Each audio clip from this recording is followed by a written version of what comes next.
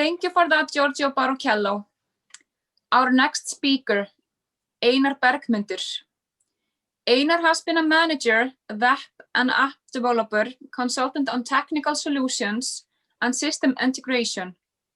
He has been involved working for RÚV as a cameraman in earlier days, head IT for the Icelandic Academy of the Arts, and has been a board member of Almannaheill, Samtök þriðja geirans.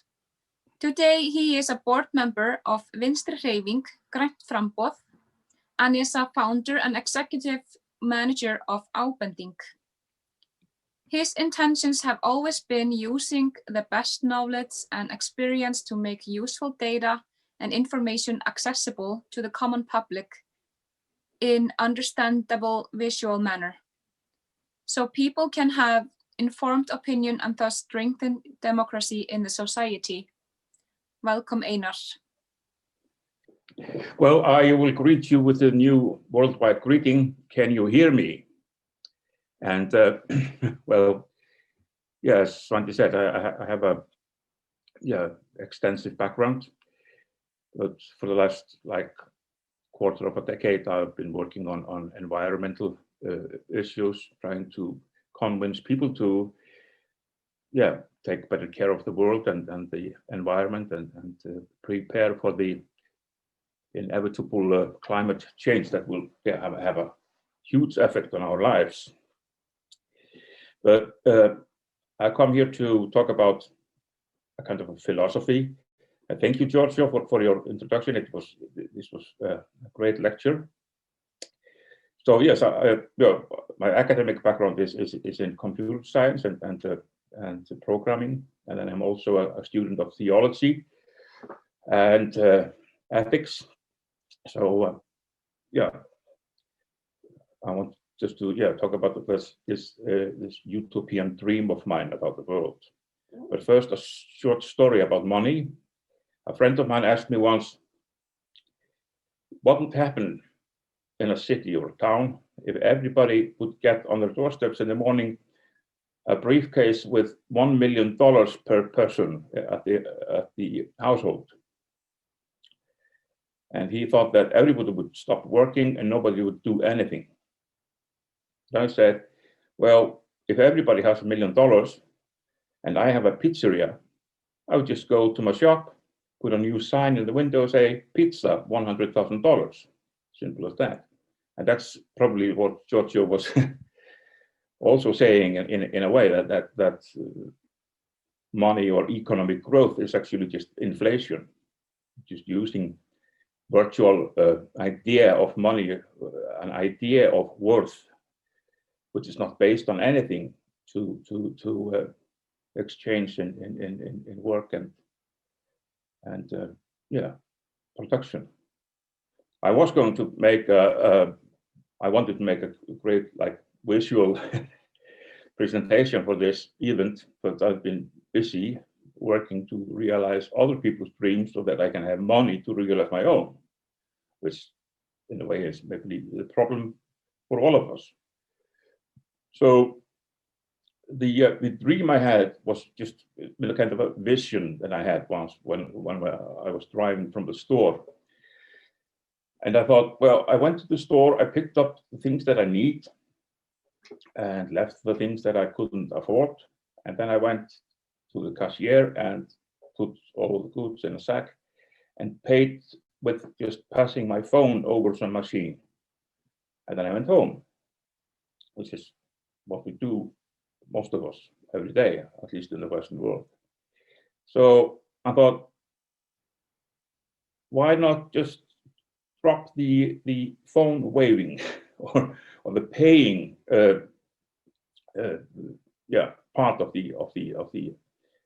this story? So what if we just stop using all those virtual money or the idea that some, because money in the old days were like they were made in gold even, and or in paper to reference some worldly goods like gold or estates or whatever. But now they're just virtual numbers in a computer in some data housing somewhere, and we never exchange real money. We never exchange real worth of anything, any goods. So but if we would create a society, if we could just erase the idea of money out of people's heads, and we could have a society where people just did their best all the time, as we do every day, just without expecting any money for it, but they're just doing their best for the benefit of the society, for the benefit of all. So if I want to build a house, I just go, well, put a label up in the shop or whatever, and say, I need a house. And then the carpenters would come, because we know carpentry, and they would build a house, but they would not have to build it quickly because they're not or paid by the hour or not, whatever.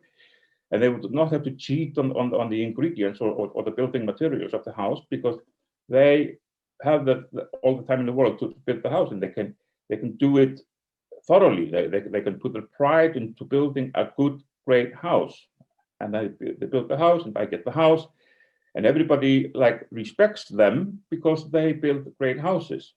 And it would be so also with people with medical knowledge. They would just help people, and everybody could get some help because they don't need to pay for it. And then if you go to the television store, and one guy is coming out with 6 big flat screens, then you just ask him, what are you going to do with 6 flat screens? I can have them. Yeah. Well, do we have more than 2 eyes? Because then collecting or gathering goods more than you need would just become a silly idea.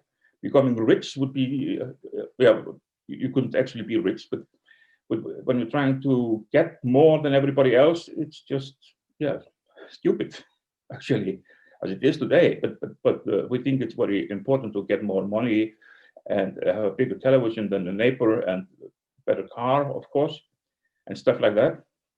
But if we would just focus on producing durable products, durable telephones, so we don't have to change telephone every second year or whatever, and durable cars or stuff like that, and good houses, and put our pride into making great work and doing our work well and help each other. So, but not trying to always be trying to cheat the neighbor or compete in some way.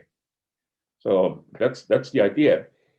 So I know it's utopian, but and people find it very difficult. But I don't think that we actually need to have any means to measure each input into society.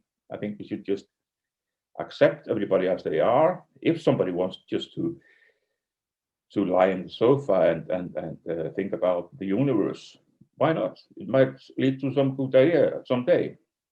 But most of us, we like to work, we like to do good work, and researchers have shown that monetary reimbursement for doing something isn't giving you any real pleasure, but gratitude is, definitely.